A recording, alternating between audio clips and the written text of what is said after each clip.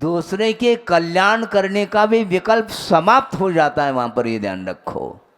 क्योंकि कल्याण करने के लिए श्रमण जब तत्पर होता है, उस समय सामने जो भव्य मुमुक्षु जीव आया है, हित करना चाहता है, तो उसके लिए हित संबंधी कुछ बातें बड़े धर्माण राग के साथ उसको संबोधित करते हैं। उस समय भी वह सत्विकल्प सामने आता है, किंतु यह भी विकल्प वहाँ पर समाप्त हो गया है। कहाँ पर, कब? जब उपसर्ग हो जाता है तो वह शांत है। चारितम समभावो ऐसा कहा है। चारित्र किसका नाम है? साम्य भाव का नाम चारित्र है। किसमें साम्य भाव? विषयेषु, पंचेंद्र के विषयों में साम्य भाव रखने का नाम चारित्र है। हाँ, बहुत कठिन है ये उपदेश, तो बहुत रुच रहा है महाराज इन दिनों। उपदेश तो रुच सकता है, लेकिन वह उपदेश चुरना चाहिए। रुच तो रहा है, किंतु चुरना चाहिए उपदेश। इसका अर्थ क्या महाराज? चुरना चाहिए का अर्थ वह आत्मसात होना चाहिए, हृदयंगम होना चाहिए, तब जाकर के उस उपदेश सुनने की सार्थकता सिद्ध होती है। किसी भी प्रकार से अनुकूल हो प्रतिकूल हो, सब में साम्य भाव रखना यह मार्धव धर्म सिखाता है। अहंकार कदम कदम पर मैं को जो नहीं भूलता है, वह विश्व को भूल ही नहीं सकता है। और मैं को भूलने वाला, उसके सामने जगत शून्य हो जाएगा, ये ध्यान रखो। बार बार मैं इसका करता, मैं इसका भोगता, मैं इसका स्वामी, इस प्रकार के भाव जिसके अंदर निरंतर उद्भूत हो रहे हैं, वह कभी भी उसकी दृष्टि अंतर्दृष्टि नहीं बन सकती। ये लिखे रखो। अंतर्दृष्टि रखना हंसी खेल थोड़ी है। अपने शरीर को भी भूलना पड़ता है।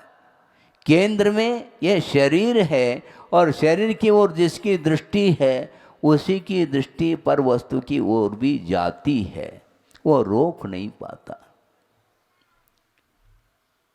शरीर से ऊपर उठना चाहो तो आंख मेज करके बैठो। महाराज आंख मेचेंगे तो आत्मा तो दिखाई नहीं देती, और आंख खोलते हैं थोड़ा पूरा विश्व देखने में आता है। और आंख, आप कह रहे हैं आंख मेचने के लिए, तो आंख मेचेंगे तो दिन और रात का कोई भेद ही समझ में नहीं आता। यही तो करना है हमें, है? लाइट को बंद मत करो, यहाँ के लिए नहीं कह रहा हूँ, किंतु लाइट को ऑफ करना है तो आंख मेच लो।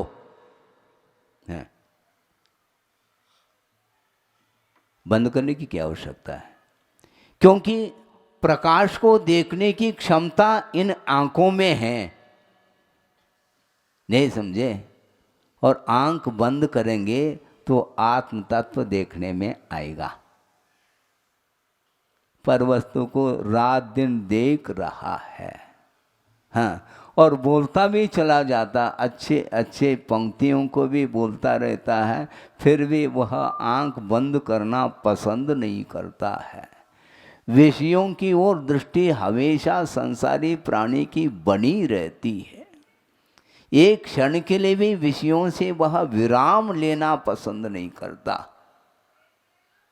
हाँ, बैठ बैठ करके कमर दर्द हो रहा है महाराज, लेट जाता हूँ, लेकिन लेटने के उपरांत भी वह लेट नहीं रहा है। क्या कर रहा है? और भी वह सुन ही रहा है। किसको? रेडियो सुन रहा है, क्योंकि लेटे लेटे सुनने में कमर में दर्द नहीं आता। बैठे बैठे रेडियो सुनने में कमर दर्द तो हो रहा है, इसलिए आनंद नहीं आ रहा। इसलिए अच्छे आराम के साथ गादी पर लेट करके वह रेडियो सुन रहा है, उपदेश सुन ले तो फिर भी ठीक है, लेकिन भूल करके भी लेट करके उपदेश नहीं सुनना है। हाँ, उपदेश तो हाँ, बैठ करके सावधानी के साथ सुनिएगा। तो वस्तुतः इसकी पर वस्तु की ओर जो दृष्टि है वो मिटती नहीं है। कैसे मिटेगी महाराज? अपने इंद्रियों को नियंत्रण में रखो। और दूसरी बात मैं ये कहने जा रहा हूँ, क्योंकि ये मार्दव धर्म है, अहंकार जो आता है वह मन में आता है, इंद्रियों में नहीं आता। 5 इंद्रियां हैं, उनके माध्यम से कभी भी अहंकार नहीं होता। उन इंद्रियों के माध्यम से विषय ग्रहित होती हैं और उसके माध्यम से मन को रस आता है, मन को संतुष्टि मिलती है रूप को देखने से, आंखों के लिए नहीं। आंखों के माध्यम से मात्र रूप का ग्रहण होता है, कर्णेंद्र के माध्यम से शब्दों का ग्रहण होता है, घ्राणेंद्र के माध्यम से सुगंधी आती है, रसनेंद्र के माध्यम से वह रस का स्वाद लेता है, स्पर्शनेंद्र के माध्यम से कोमल कठोर इत्यादि का वह संवेदन उसको होता है। भिन्न भिन्न इंद्रियों के माध्यम से विषयों का ग्रहण हो रहा है, किंतु उसमें जो रस आ रहा है वह किसको आता है? इंद्रियों को नहीं, मन को आता है। समस्या ये है। अहंकार ये किसकी उपज है? इंद्रियों की उपज नहीं, मन का उपज है। मन में भाव आता है। एक इंद्रिय से लेकर के असंगी पंचेंद्रिय तक जितने भी जीव हैं उनके अंदर अहंकार का भाव देखने को नहीं मिलता। हाँ,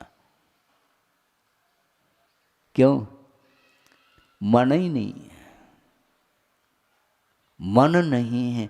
अर्थ ये हुआ मोक्ष मार्ग में मन वरदान सिद्ध होता है, किंतु संसार मार्ग में मन अभिशाप सिद्ध होता है। सुन रहे हैं आप? क्योंकि यह कर्म सिद्धांत है कि एकेंद्रिय से लेकर के असंगी पंचेंद्रिय तक जो जीव होते हैं वे भी कर्म का अर्जन करते हैं, किंतु विशिष्ट स्थिति और अनुभव को लेकर के कर्म का अर्जन जो होता है वह संगी पंचेंद्रिय के द्वारा ही होता है। यह क्लियर है।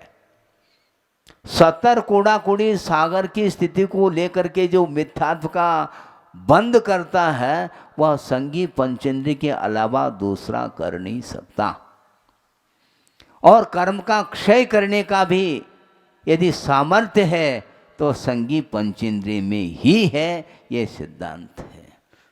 तो मन का जो दुरुपयोग करता है वो उसको मन नहीं मिलेगा, ये ध्यान रखो। मन का सदुपयोग करो, मन का सदुपयोग करो। दुरुपयोग किया है संसारी प्राणी ने। मन के माध्यम से ही उपदेश को ग्रहण किया जाता है, मन के माध्यम से ही आस्था जागृत होती है, मन के माध्यम से ही ज्ञान सम्यक बन जाता है, मन के माध्यम से ही चारित्र में उज्ज्वलता आती है। ये सारा विषय मन का विषय है, किंतु मन मिलने के उपरांत भी उसका दुरुपयोग कर लेता है तो वह उसी समय से उसका पतन होना प्रारंभ हो जाता है। तो मन ही पतन के लिए कारण है और मन ही उत्थान के लिए कारण है।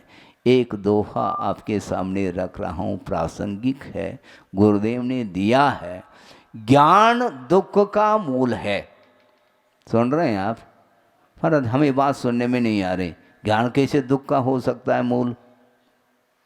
ज्ञान दुख का मूल है और ज्ञान ही भव का कुल। राग सहित प्रतिकूल है और राग रहित अनुकूल।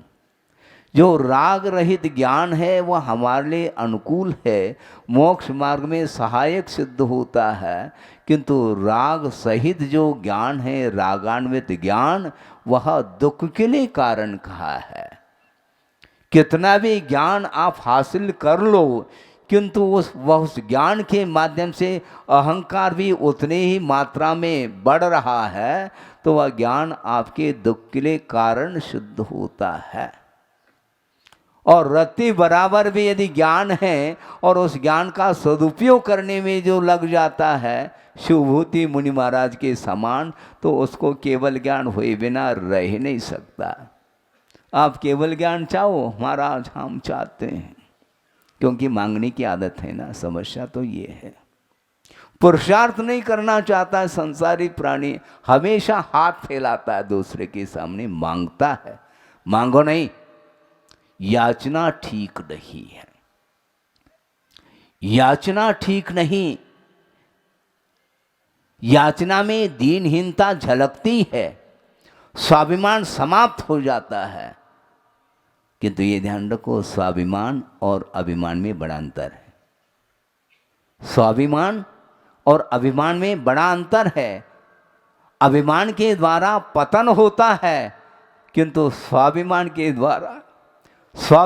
द्वारा कभी पतन नहीं होता। स्वाभिमान रखो, धर्म का महत्व समझो, मात्र अपनी रक्षा की बात मत करो। धर्म की रक्षा करने वाला व्यक्ति, उसकी रक्षा देवलोग आकर के कर लेंगे। आप चिंता क्यों करते हो, मेरी रक्षा कौन करेगा? अरे तुम्हारी रक्षा धर्म के द्वारा होगी। कोई व्यक्ति तुम्हारी रक्षा नहीं करने वाला है, धर्म ही रक्षक है। और जितने भी लोग हैं वह स्वार्थी है, तो वह भक्षक सिद्ध होंगे।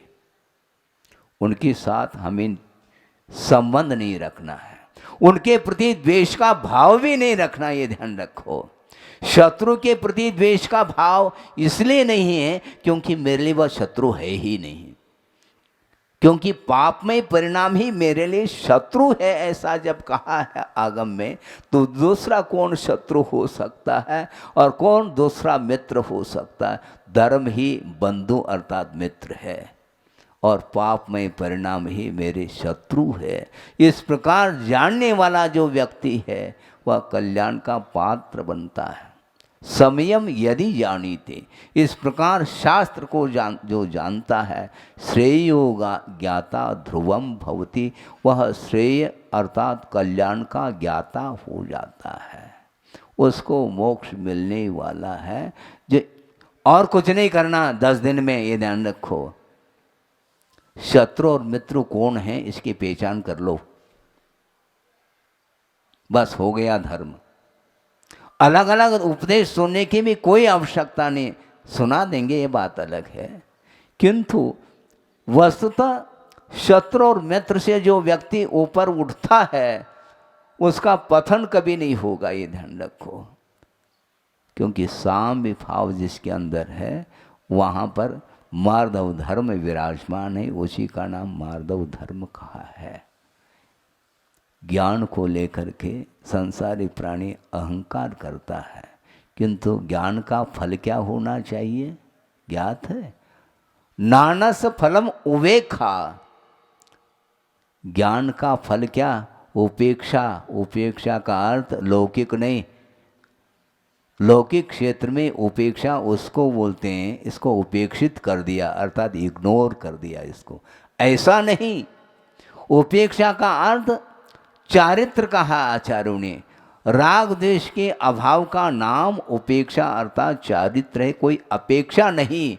उपेक्षा का अर्थ अपेक्षा का अभाव, उसका नाम उपेक्षा है। किसकी अपेक्षा? कोई अपेक्षा नहीं, उपेक्षा की अपेक्षा है, यानी चारित्र की अपेक्षा है हमें। दुनिया मुझे माने अथवा न माने, भगवान कभी आपको ये नहीं कहते भूल करके कि तुम मुझे भगवान मानो, तुम मुझे भगवान कहो, तुम मुझे पूज्य कहो, तुम मुझे आराध्य कहो, मुझे उपास्य कहो। इस प्रकार भगवान कभी भी नहीं कहते हैं। भगवान के चरणों में भक्त नतमस्तक हो रहा है, किंतु एक क्षण के लिए भी पलक उठा करके आपकी ओर वो देखते नहीं। क्यों? इसलिए नहीं देखते हैं क्योंकि संसारी प्राणी आया है ना, वो चाह रहा है, मोक्ष प्राप्त करना चाहता है, इसलिए वो आया है। और उसको देख करके मुझे क्या, मुझे किसकी अपेक्षा है? मुझे कोई अपेक्षा है ही नहीं, कोई इच्छा नहीं, इच्छा का निरोध हो चुका है। ज्ञान स्थिर रहना चाहिए। मार्दव धर्म तब आ सकता है जब ज्ञान विश्राम लेता है। ज्ञान में जब तक आकुलता बनी रहेगी, ज्ञान में जब तक ये अपेक्षाएं, ये संकल्प विकल्प बने रहेंगे, तब तक मार्दव धर्म, मार्दव है किसको? मार्दव धर्म के ऊपर ही मार्दव कुठाराघात कर लिया उसने, है। कल क्षमा थी, कल क्षमा धर्म था, आज मार दो, पिटाई कर दी उसने, क्योंकि कल था क्षमा धर्म, आज थोड़ी क्षमा धर्म है, इसलिए उसने मार दिया। मारने का नाम मार्दव धर्म नहीं, मृदुता का नाम मार्दव धर्म है। मैं ये कह रहा था कि ज्ञान में जो विकल्प हो रहे हैं, वो सारे सारे विकल्प को शांत करना पड़ेगा। और ज्ञान में जब विकल्प शांत होंगे, उसी समय वह मार्दव धर्म आ जाता, कोमलता आती है। जब तक विकल्प बने रहेंगे तब तक उसके अंदर कठोरता बनी रहती, क्योंकि विकल्प आदि जितने भी उत्पन्न होते हैं, सांसारिक विकल्प, वो अपेक्षा को लेकर के ही होते हैं। इसलिए हमें अपेक्षा नहीं रखना है। राग द्वेष से रहित होकर के शांत यदि वह रह जाता है ज्ञान, तो वही ज्ञान हमारे लिए कर्म क्षय के लिए कारण सिद्ध होता है। आचार्यों ने कहा पहले आत्म साधना करो। क्या सुन रहे हैं आप? पहले आत्म साधना करो, फिर बाद में उपदेश की बात करो, हैं? आदहिदम कादव्यम, पहले आत्महित कर लेना चाहिए, और दूसरे का हित जम सक्कई, जितना शक्य है उतना हम दूसरे के हित के लिए सहयोग दे सकते हैं।